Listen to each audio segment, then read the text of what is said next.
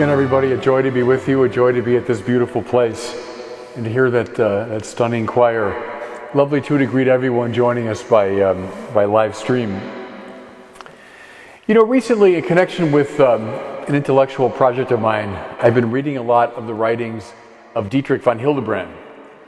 Maybe not a household name, but one of the most important Catholic philosophers of the last century.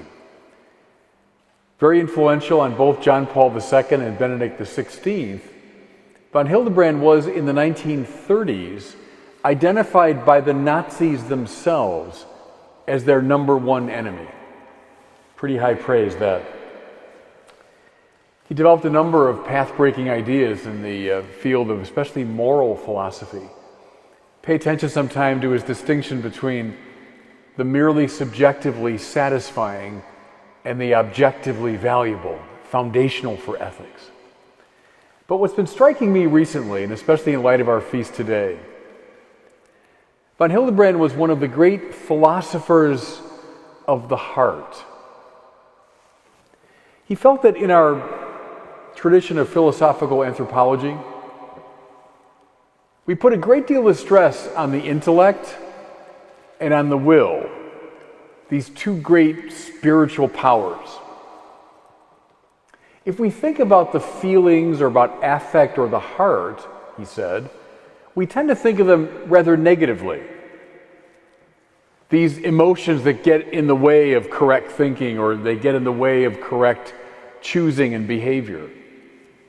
We might even relegate the heart or the passions or feeling to the animal level, not as rarefied and spiritual as the intellect and the will.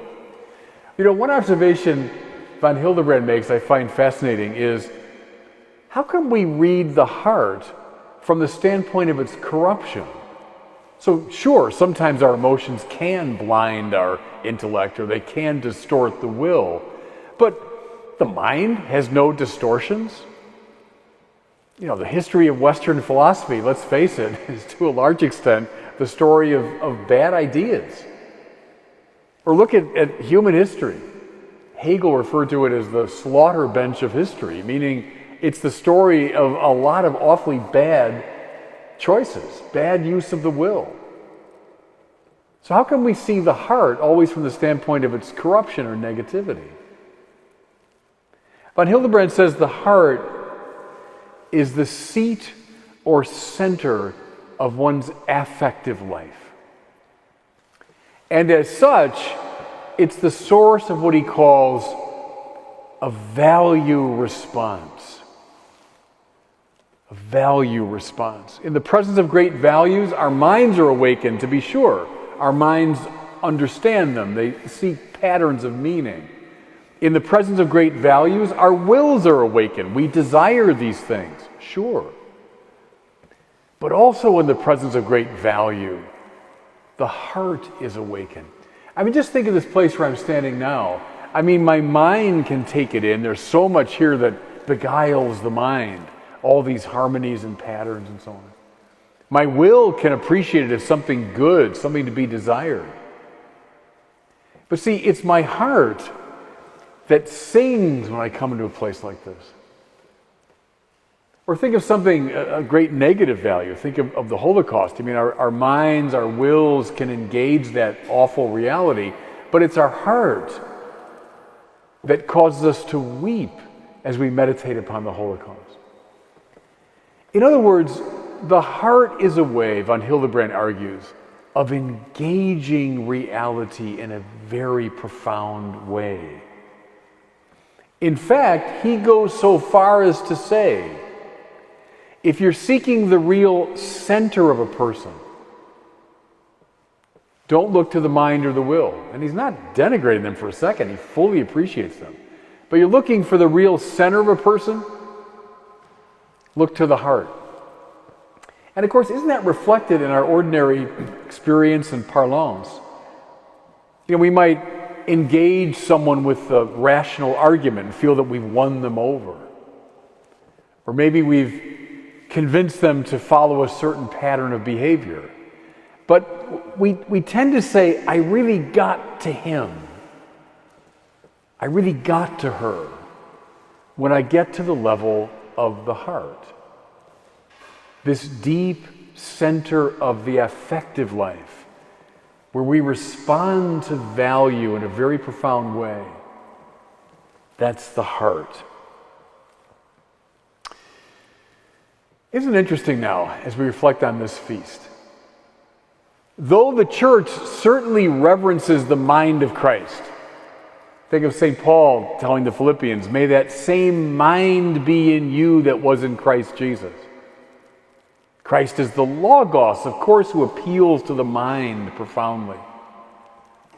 Though, of course, the church reverences the will of Jesus, much of the spiritual life is nothing but bringing our own wills into line with His will. Nevertheless, there is no feast of the sacred mind. There is no feast of the sacred will. But there is this feast of the sacred heart of Jesus. The church wants us to reflect profoundly on this center of Jesus' affectivity.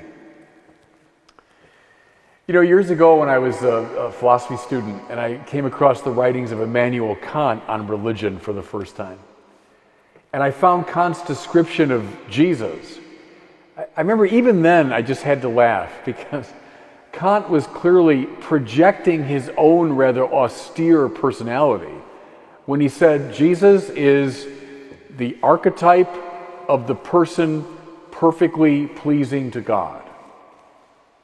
In other words, he presented Jesus simply as a kind of stern, austere moral ideal. Well, I mean, is Jesus a moral ideal? Of course he is. But when you read the Gospels, you don't find that sort of Kantian reductionism. You see someone who is filled with passion, filled with emotion, characterized by a deep heart, in von Hildebrand's terms.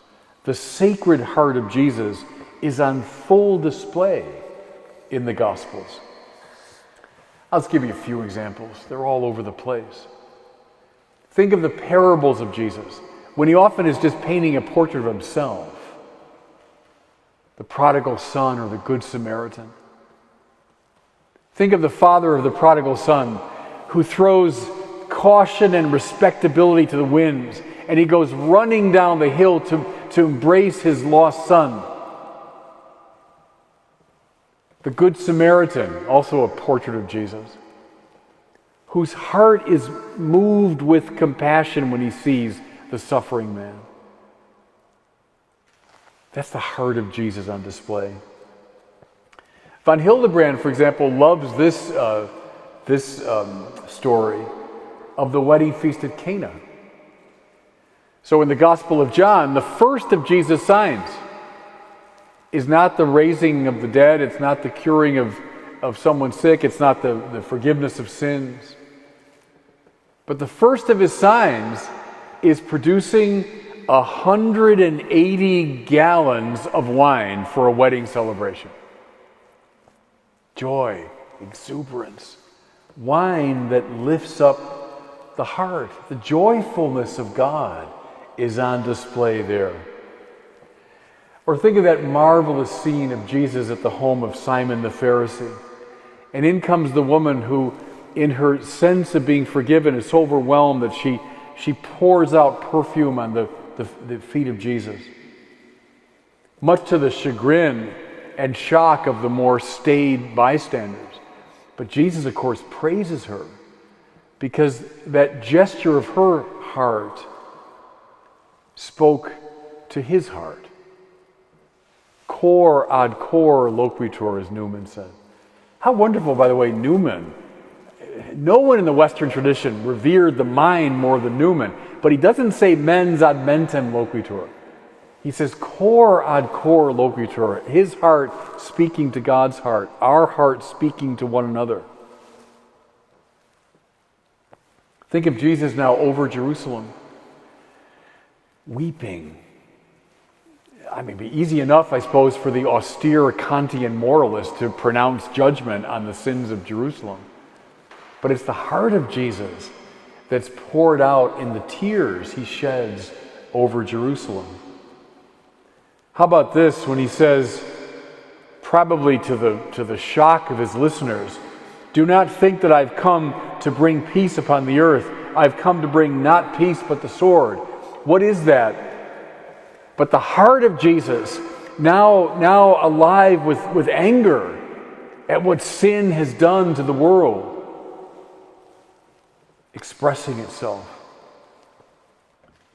At the tomb of his friend Lazarus, maybe most famously, Jesus weeps. Anyone that's ever lost a friend or lost a loved one knows exactly what that's like. And Jesus, not an austere moral exemplar, but here pouring out his heart, weeping at the tomb of Lazarus. And I love how the bystanders say, "See how he loved him." Now, I mean, they might have recognized in the direction of his will, his love for Lazarus, sure. But they saw it and they viscerally felt it in the tears of Jesus for Lazarus. Just a last example, the risen Christ, appearing to his undoubtedly frightened and confused disciples, saying, "Peace," and then inviting them to touch his wounds. Indeed, telling Thomas, "Put your hand in my side." How evocative. Touch my heart if you want. The mind of Jesus, yes, we revere it. The will of Jesus, yes, we seek to follow it. But today we celebrate the heart of Jesus, the sacred heart of Jesus, which reveals to us not simply the passionate emotions of a first century Jew, but rather the heart of God himself. The feelings of Jesus, of joy and sorrow and pity and compassion and exultation, those are the feelings of God. Therefore, the heart of Jesus is a place where God dwells. I love this from the litany of the Sacred Heart. Cor Jesu templum Dei sanctum miserere nobis. Heart of Jesus, holy temple of God, have mercy on us. When I walked in this building, I saw on the front there that this is named quite rightly as the house of God where I am. The templum sanctum, the holy temple of God, in the fullest sense, is the cor Jesu, is the heart of Jesus, the center of his affectivity. And so here's my message in sum. Maybe I say it especially to priests who are listening. Move into the very heart of Jesus. Align the center of your affectivity with the center of his affectivity. In other words, love what he loved. Rejoice over what he rejoices over. Be sorrowful over what he's sorrowful over. Exult in the manner of his exaltation. Because when you move into the cor Jesu, you move into the heart of Jesus. You are moving into the holy temple of God.